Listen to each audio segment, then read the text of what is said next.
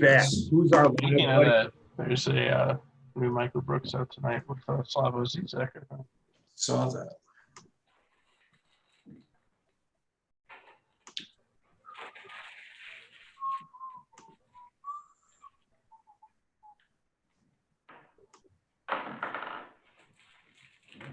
Oh, Steven, we got you in a great thumbnail, my man. Right now? Oh, yeah. Like this? Oh, yeah. It's hot. Well, anyways, all right. We're on. How are you guys doing? I'm good. Good evening, folks. Here I am, the Commander-in-Chief, Quarantine Jesus. Quarantine Saying Jesus. saying hi to all my fans. You know, all my great many. I know not many people come here for YouTube, but everyone does come here for me. In my shockingly white skin. Oof. Oof. Radiant, if you will. Radiant, yeah. Okay, that's cool. How are you doing, Alex? I'm good. I left the house today, first time in a while. Wore a mask. Would you leave the house for, Alex? I bought more weed.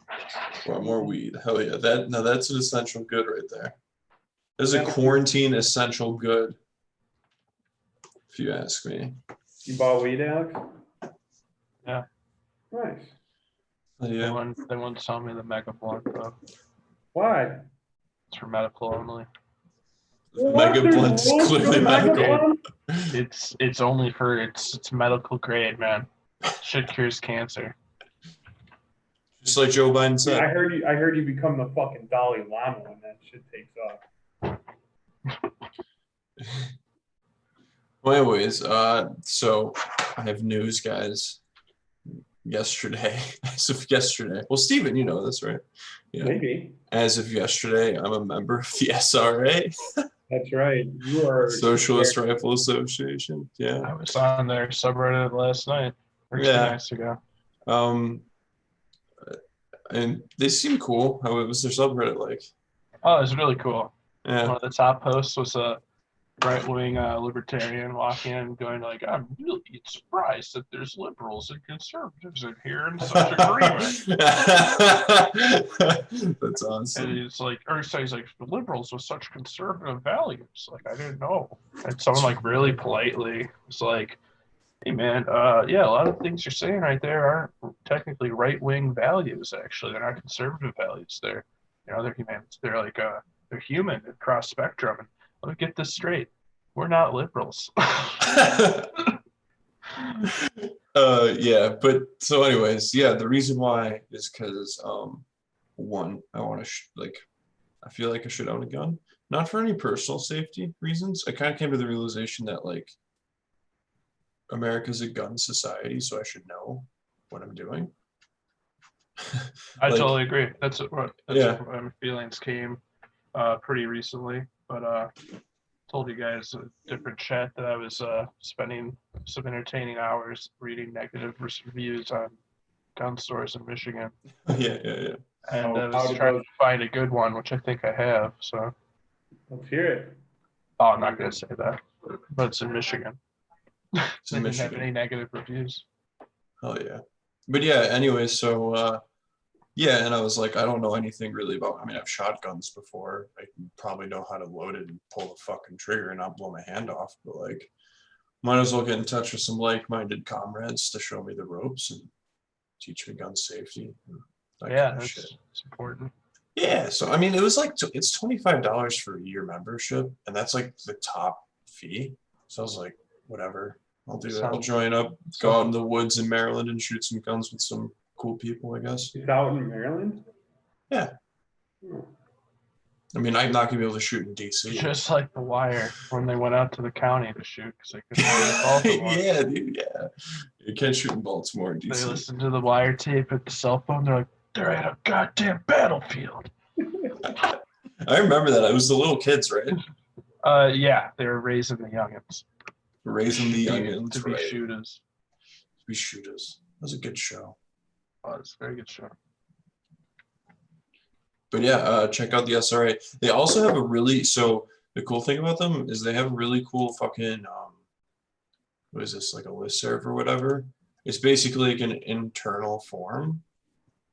It's fucking tight, dude. Like you can That's just yeah, you can just like talk about shit, and it's like gun focused, obviously, but also like mutual aid, left wing kind of stuff. And funny enough, actually, the the mutual aid group that I signed up to help around with is called fuck, what's it? Hashtag We Protect Us, right? I had no idea who they were. I was just like, I'm gonna sign up for them, and then like I googled them, and I'm like, huh, the SRA seems to be big into it. And apparently it's just their mutual aid group, so I've been affiliated with them, and I had no idea.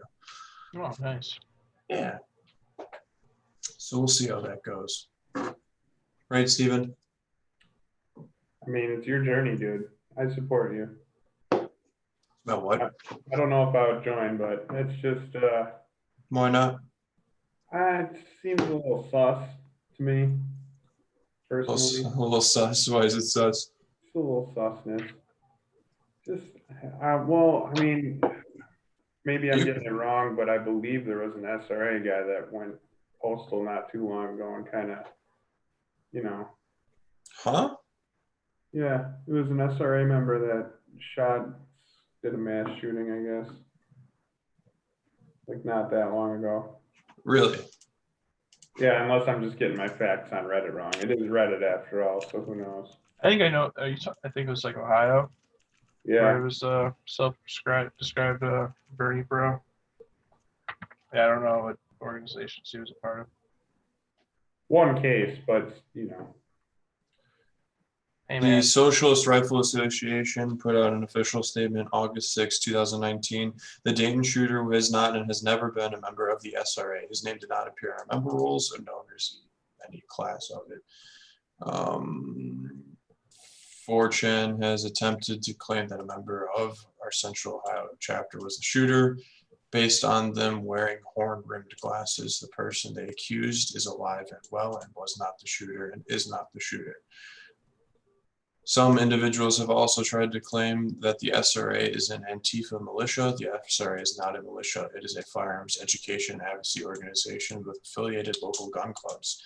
The SRA is no more a militia than the NRA or the NSSF. good way to put it. All right. But yeah, that anti-left wing propaganda was strong after that shooting because that guy. Well, he had mention- Warren posts, like he was pro-Warren or something. Yeah, I also had no idea what the truth was. I mean, Yeah. I think it was Bernie's number 2 pick for VP if you want. So his arrest was rough.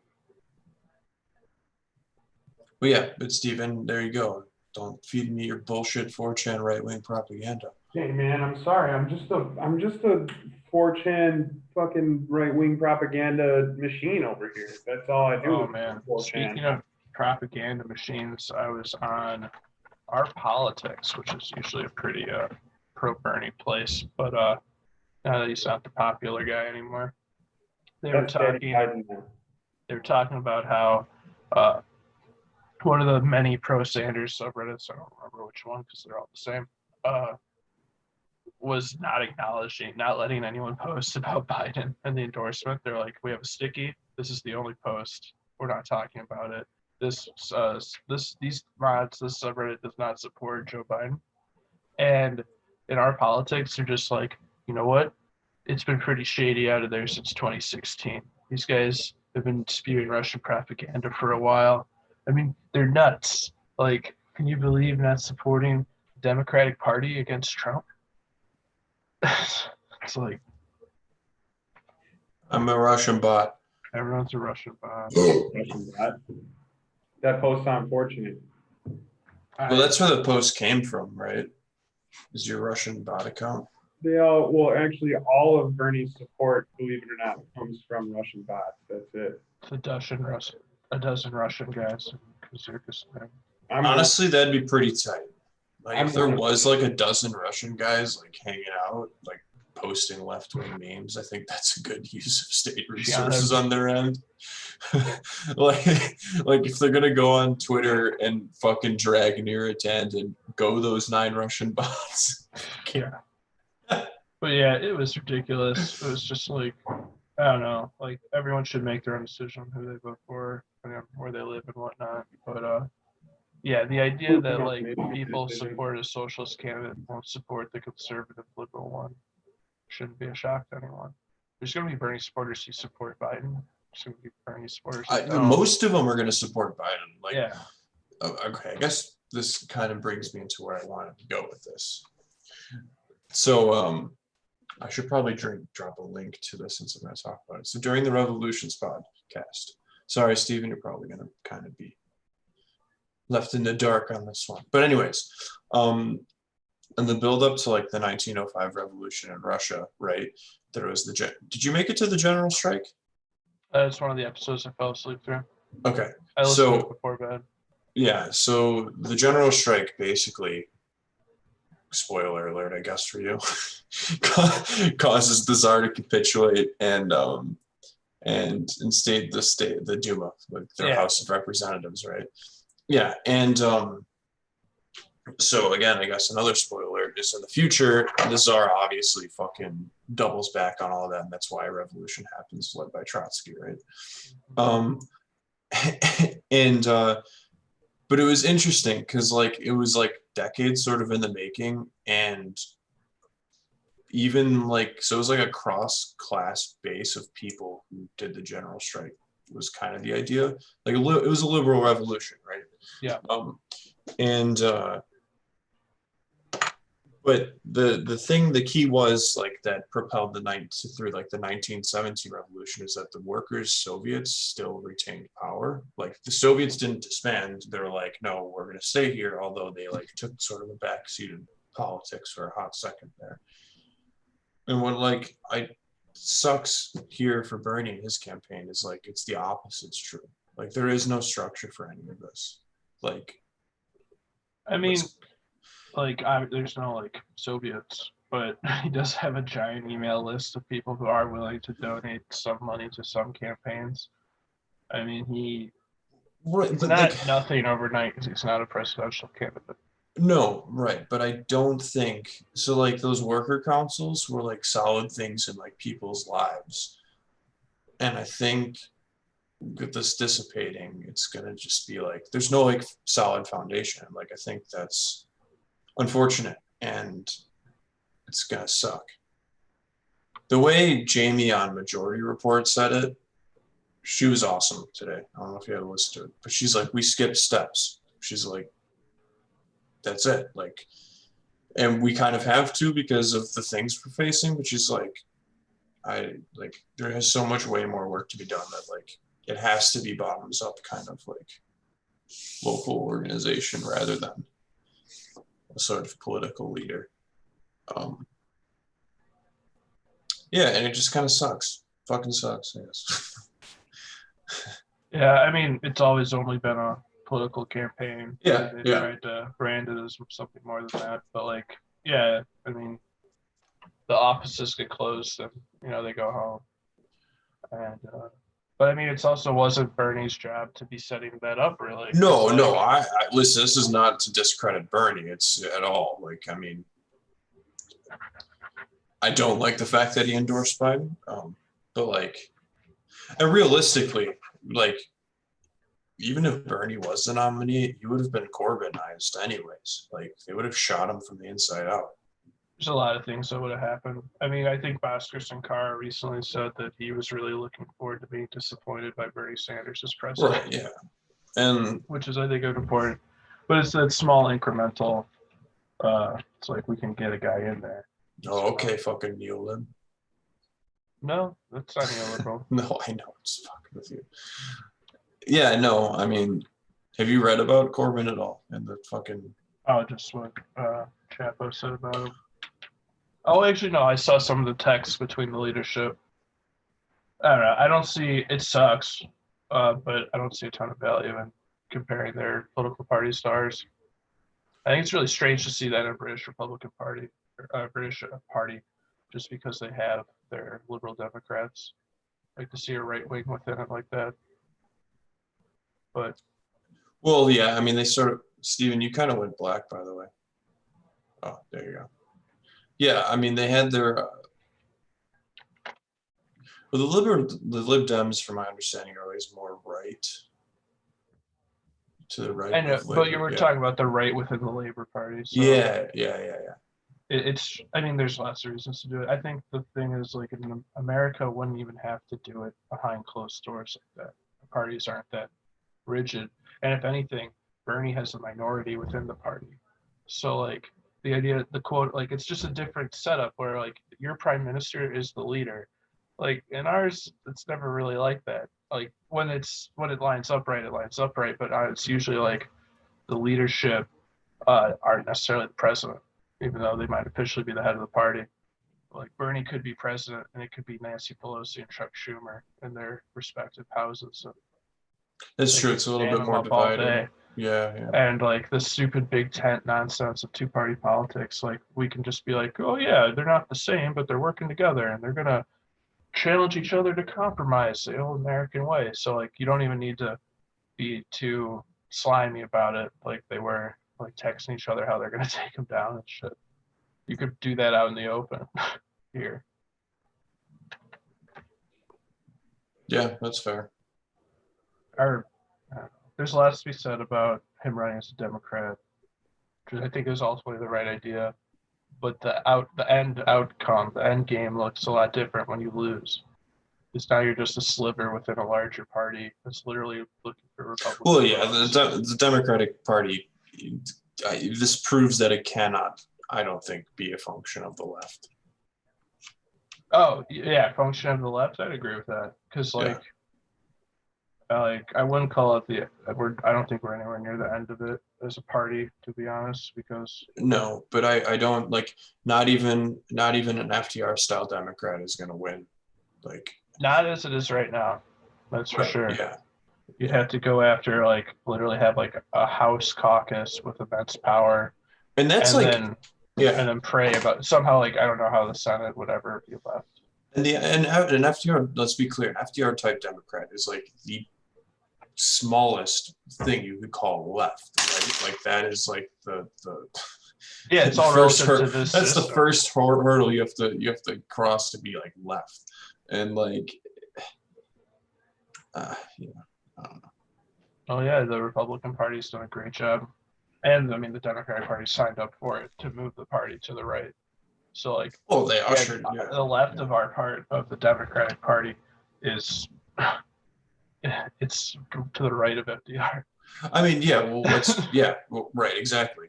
But like, we should also be clear that, like, I don't think the Democratic Party was ever left except for when it was under FDR, right?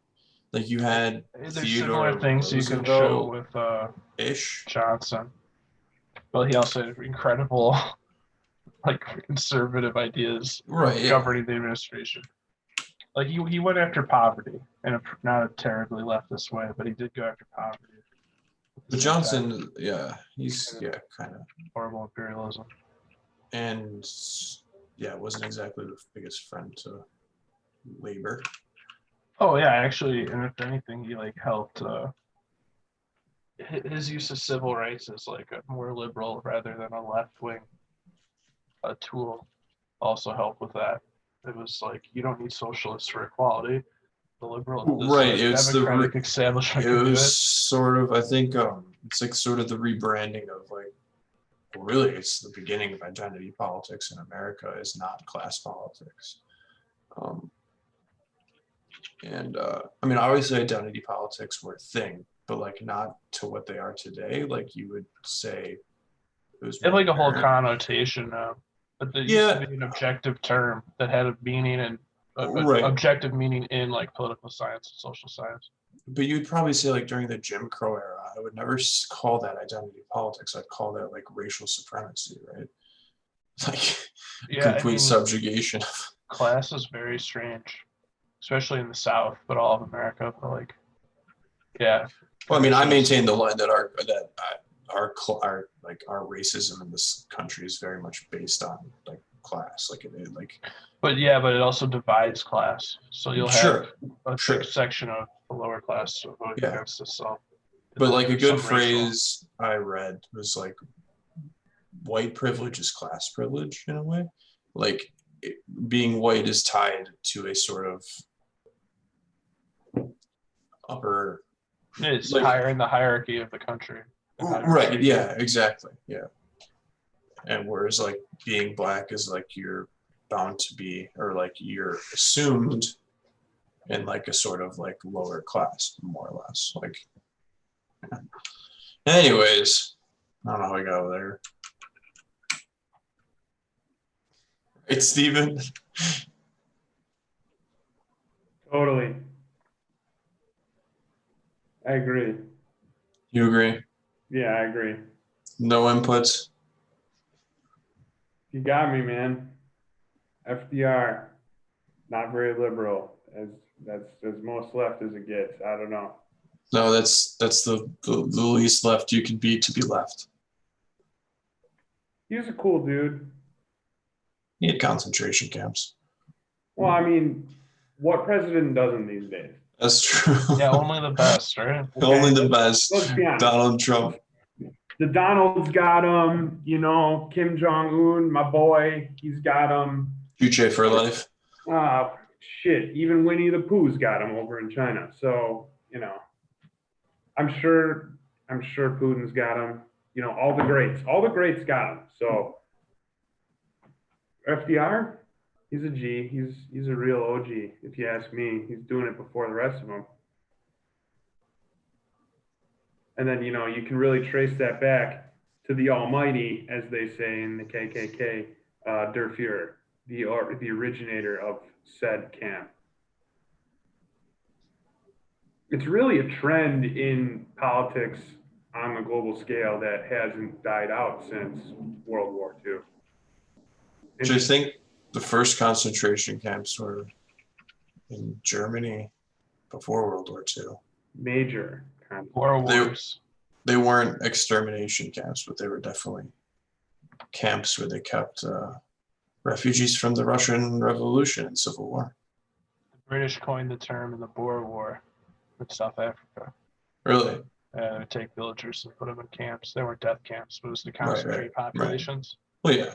I mean, It's part even of, the Australians had them, the Great Emu camps and the Great Ostrich camps back from the Great Emu War and Ostrich War in Australia. So, I mean, everyone is an egregious offender of this one. I mean, those emu camps are pretty lit, though. Some say many valuable Australian lives were lost. All right, it might. Fuck, they speak. I can't do an Australian. Can anyone do like a Bogan accent? You just say cunt like 30 times in a row. I can't. There you go. All right, got it. Throw fuck in there a few times too. Fucking can't. No, see, now I just sound like a British guy. Completely different. Oi, crikey, you fucking can't. All right, I got it. There you go. Perfect. I could go to Australia and no one would know the what. No one would be the wiser.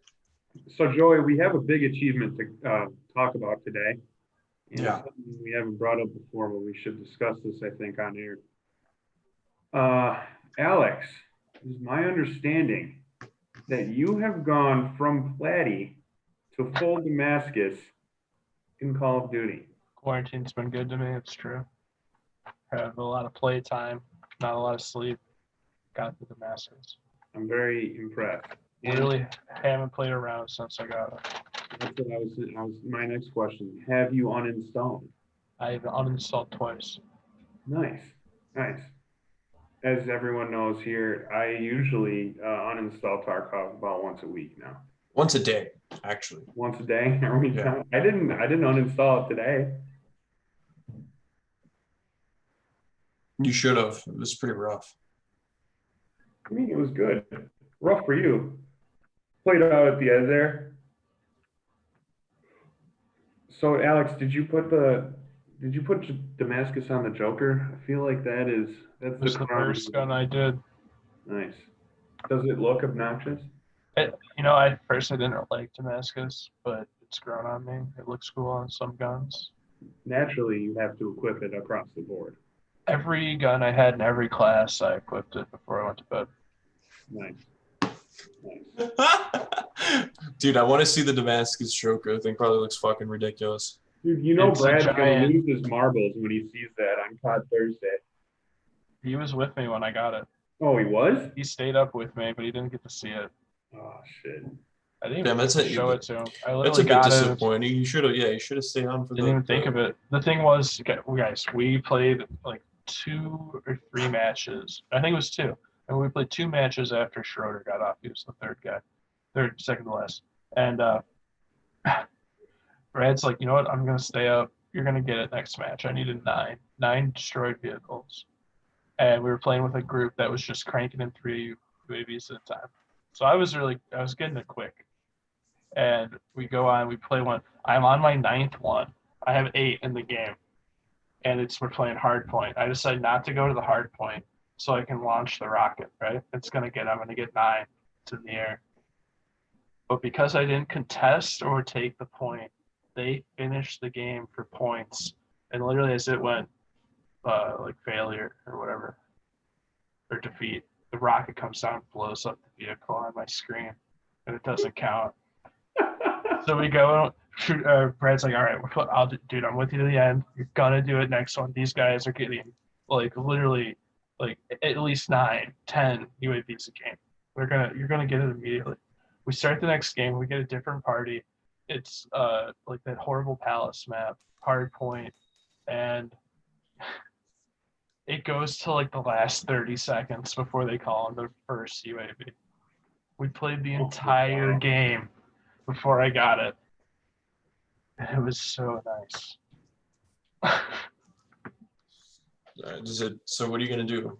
You're just gonna I'm give gonna up get COD forever? gold for SKS Oh, and the new pistol. I gotta unlock all the new ammos for the shotgun. I gotta unlock the new shotgun too.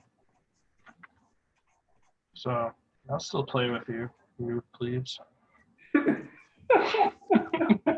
Thanks for gracing us with your presence, Al. Platinum plebes.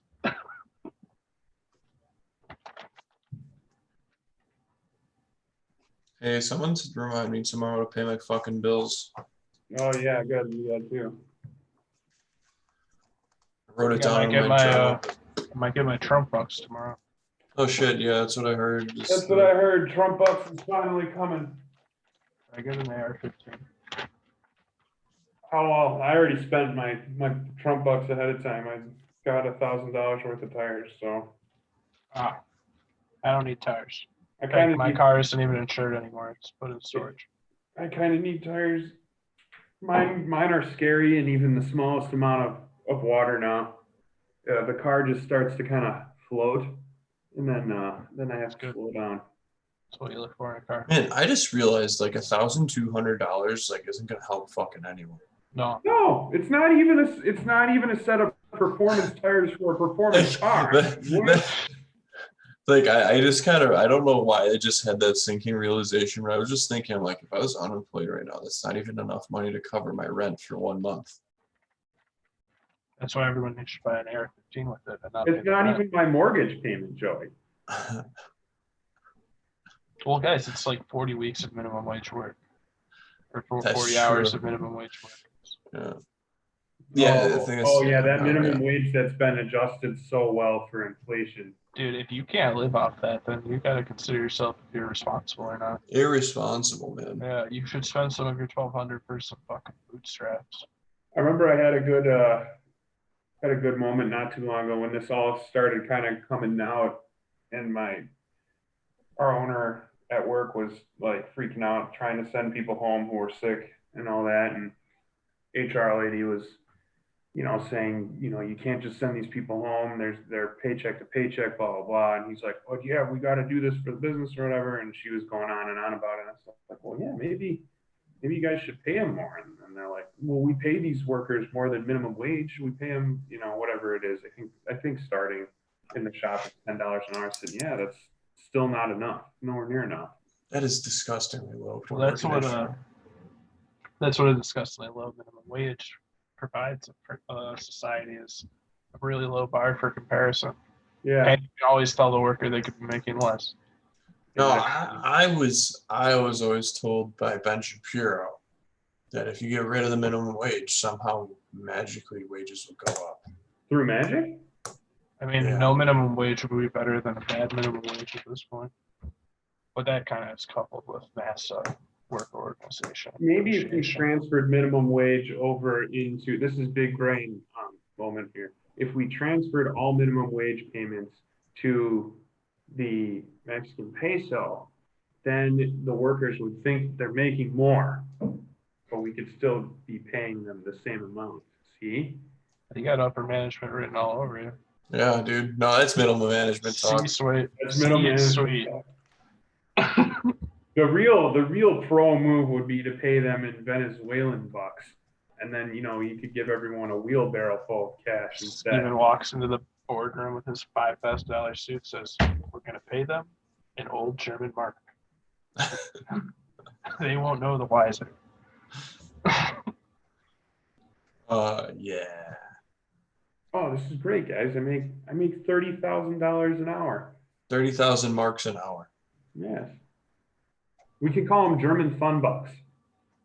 Fun bucks. Just forget the German, just call them fun bucks. No need to make it German. What was that? There's an like old this is Futurama episode where Nixon is president once again somehow in the future, and then they give everyone some sort of money because something like the economy was collapsing or something, and then he issued everyone tricky dick fun bills. Like It's oddly relevant. I know.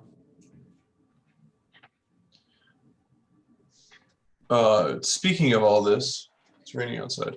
I was thinking today that and by today I mean just now, that I was worried a few weeks ago that they're going to force people to start to go back to work. But I think things have gotten so serious that people wouldn't go back to work because they wouldn't feel safe. And I feel like owners and the government are walking a really tight rope to balance that. Because if my office opened up tomorrow, I would not go in. I'd be absolutely fucking not.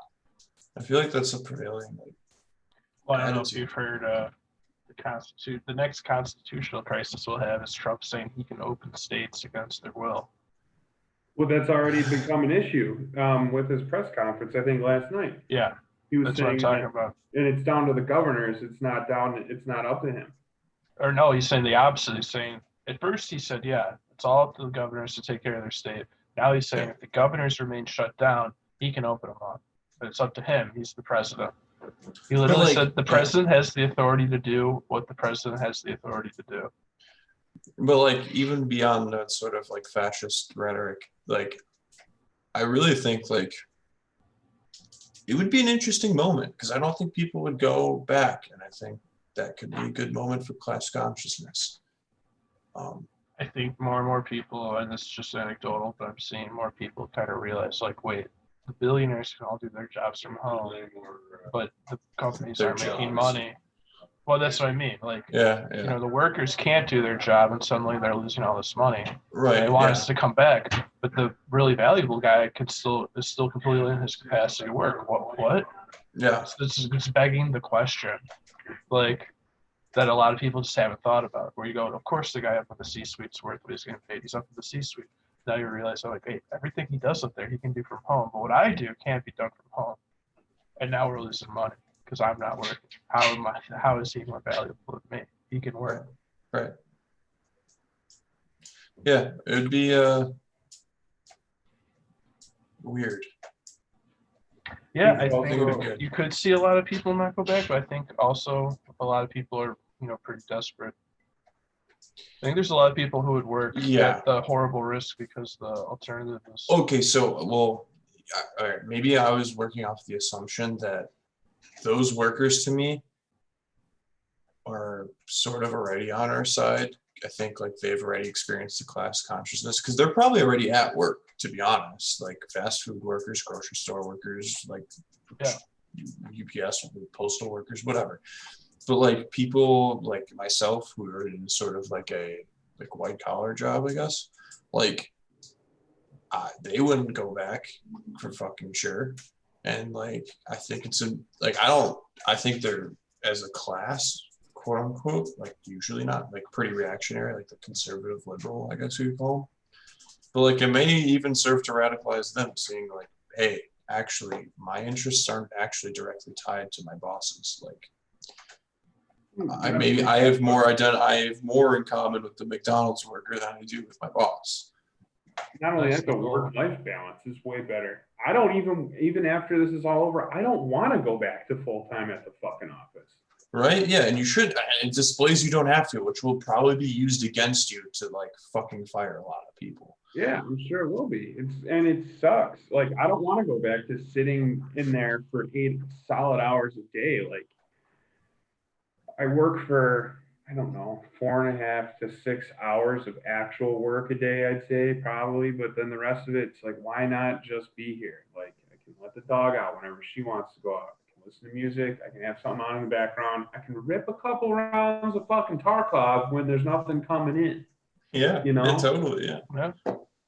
I roll out of bed at fucking 7:30 in the morning. I put my pot of coffee on, put podcast on, chill out for a while, answer a couple emails, walk around with the dog. And we're getting up at 7:30, boy. You Yeah.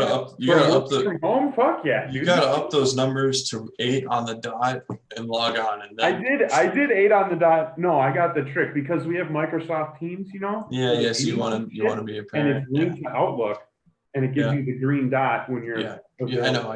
I leave that shit unavailable 24/7, all the time. Yeah. Never goes yellow. Same. Wait. Can you turn it off? You can change the dot. You can No, disable like dot. no, but like if you don't move your mouse, does it ever change to yellow? I got my computer to always on. And Joey, if it does that, crinkle up a piece of tinfoil, set your mouse on top of it. It'll fuck with the sensor and think you're moving the mouse. Yeah, I know, but like on my okay. I'm not too worried about it. Like my boss is like it's just me and my boss. Like we work in a tight team, so it's just her and I, and she doesn't watch me at all. So I don't care. Good. Tell her I said not to start. Otherwise, she's gonna have to deal with. Oh, she does like no water to walk on because she is the least available person ever. So she lives in West Virginia, so she's like Gross. never here.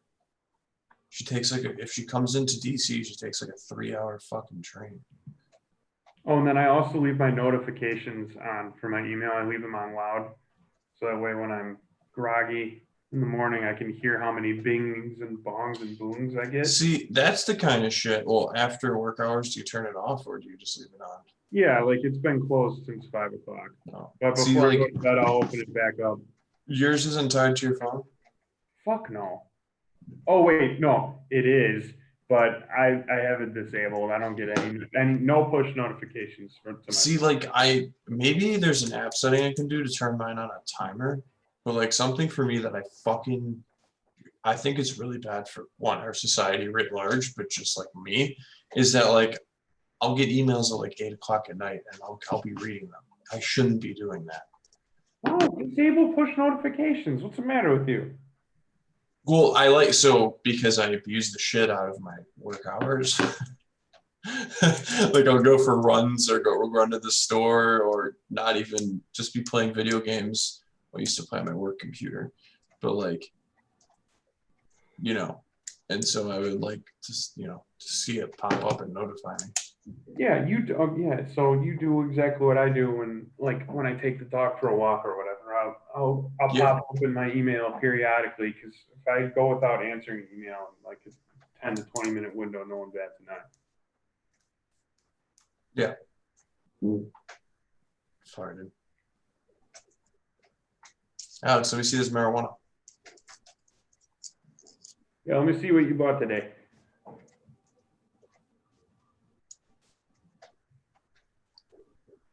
It's not focusing. It's not focusing. Oh, a pre-roll. What is the flavor? Ken dog.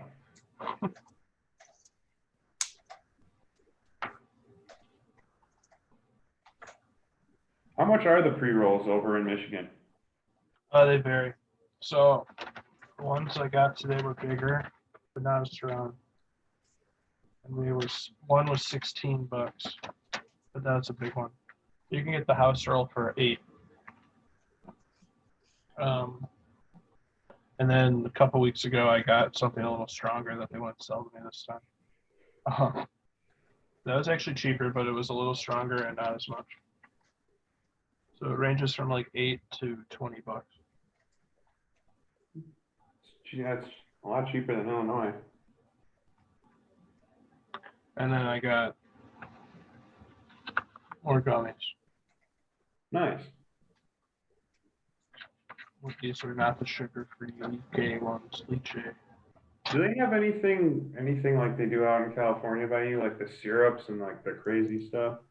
I don't think this one has syrups or anything like that. But that's just one store. There's actually a second one across the street that isn't open. They're not as popular. Joey's got a shit-eating grin on his face. Yeah, I do.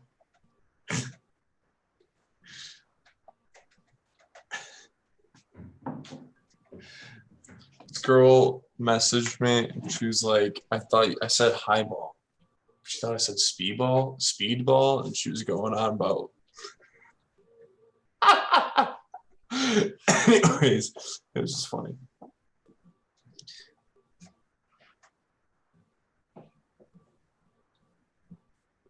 That was really funny, Joey. It is. The guy was there. Amazing. So what's next on the docket here, Bucko? Steven, did you listen to Barack Obama's endorsement of Joe Biden? Oh God. No, I just thought about listening to it and I threw up a little bit and I decided not to. I haven't watched it either. Fucking, it was disgusting. He's just a fucking. I mean, it's really ruined my view of Obama. I mean, I know he's a shit lib at heart and he's war criminal and everything, but I always thought of him as a somewhat decent guy.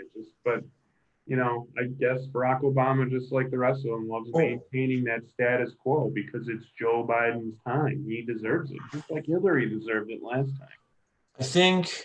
I don't think Barack Obama views himself as a bad person. I think deep down that's his core philosophy, and I think that's what he thinks right. Like, I think he thinks that like this sort of technocratic, Machiavellian, Democratic Party is like what is needed, and you have to compromise with the Republicans for whatever fucking reason every time. Yeah. I totally agree And with that. that's why it comes across as so sincere, because I think that is ingrained in him.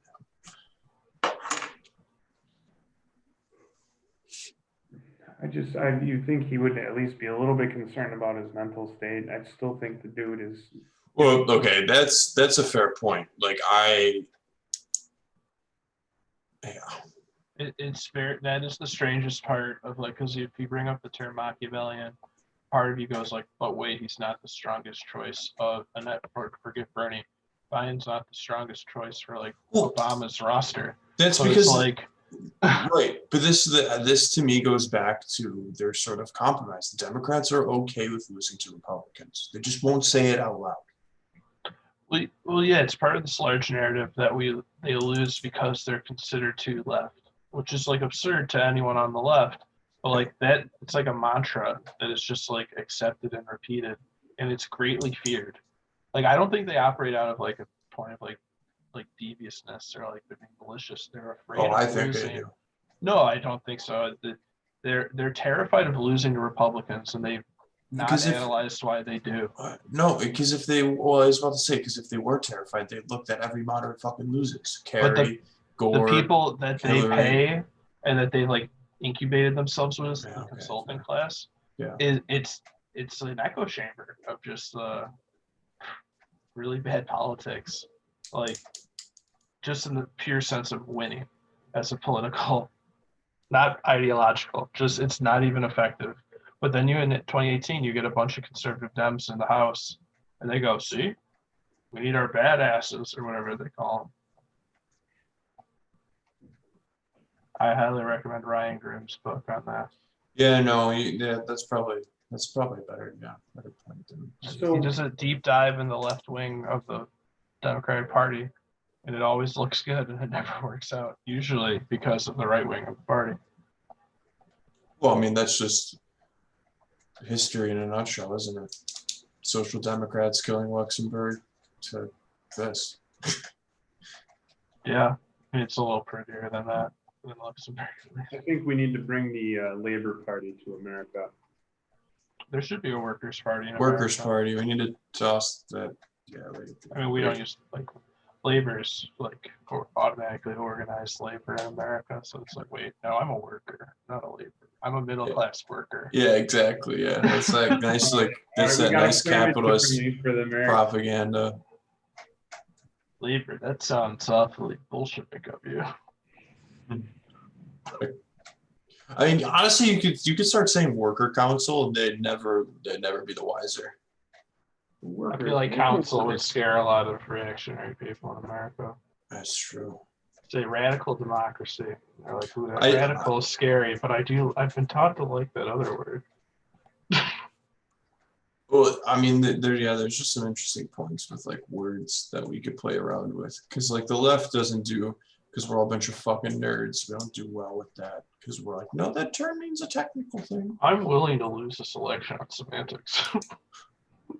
Although you and I were talking about this the other day, like semantics are important in certain realms. Like it has become important in politics today to define yourself as a socialist or not. And Yeah, I feel like that point, like semantics matter, the words you use, the mantra, the jargon, it does matter, but it's important just because of your audience. Not so it's like there is an importance to be like ideological, like when you're yeah, rhetoric, but also if you're being too like too specific in your phrasing to the wrong people, then your message doesn't land, and it's a waste of time. yeah, totally. Like, I just so think it yeah. is important, but both ways.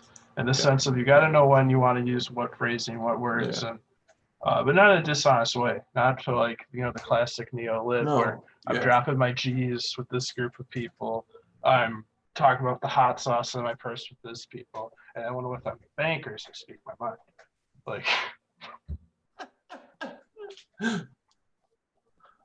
Yeah, no, totally, absolutely agree, 100%.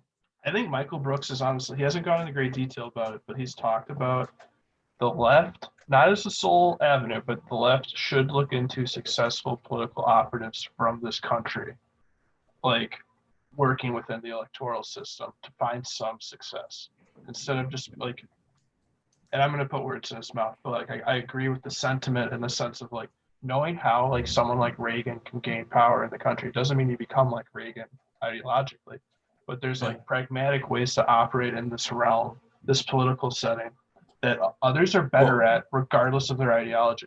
So I mean, this goes back to fucking Lenin. Like Lenin wrote about this in State and Revolution. He says building dual power is what's going to be needed to overthrow the bourgeois state. Like you have to have people in the political system on your side, otherwise there's going to be no basis for any of this. So the idea was you build the worker councils and you work towards material gains under the banner of at the time it was like the actually I think it's the Social Democratic Party of Russia. Something like that. It's long. And you make material gains for those workers whilst on the ground organizing worker councils.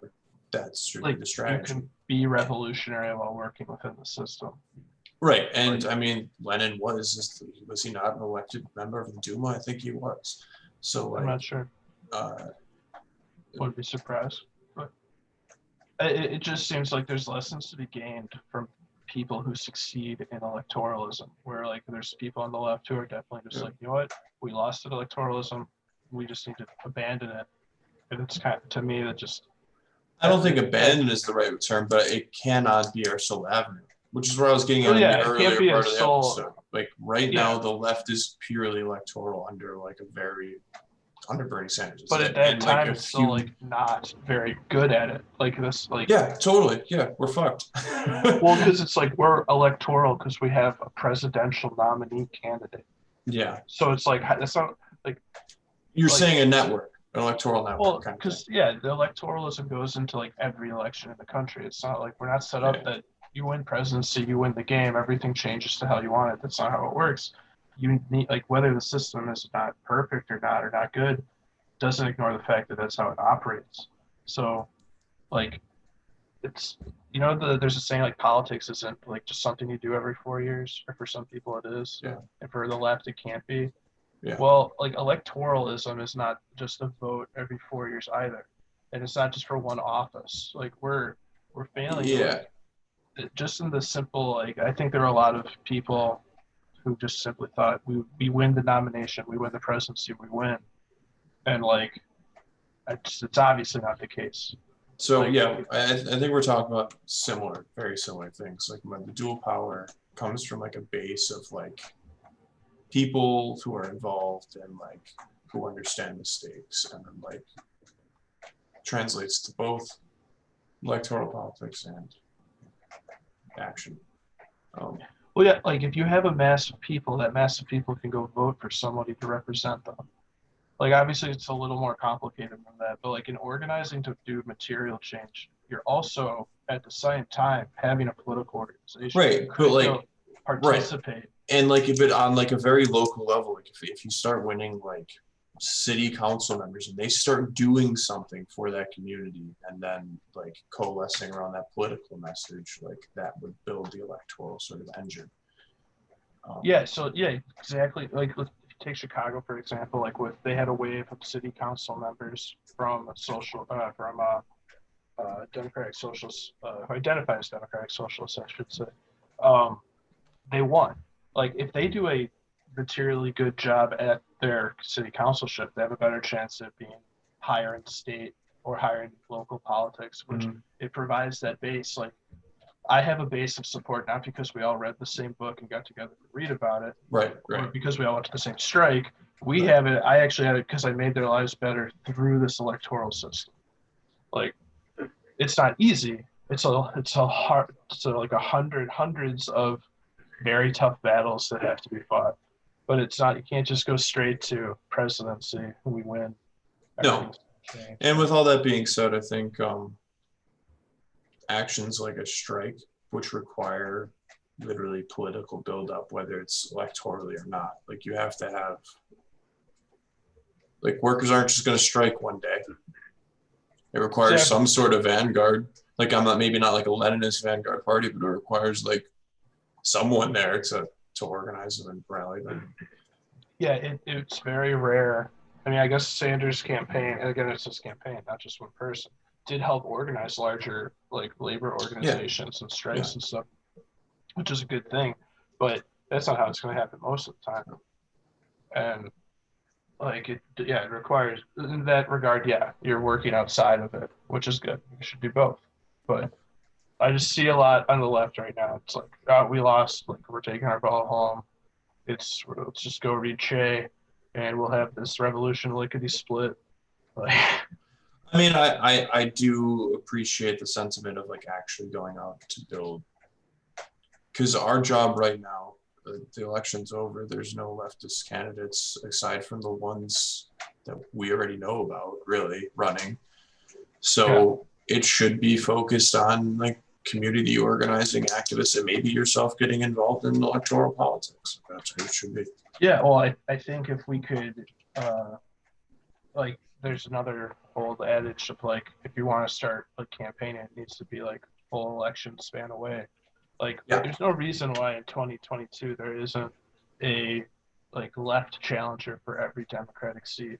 Like there should be. Right, and there's at local levels to do such. Yeah, and there's also a reason why in 2022 labor unions and organizations should increase and increase their militancy. Like, well, and that's a big ask because like you have one party in the two-party system. You have one party that's just abandoned organized labor, the Republicans, and then you have the right or the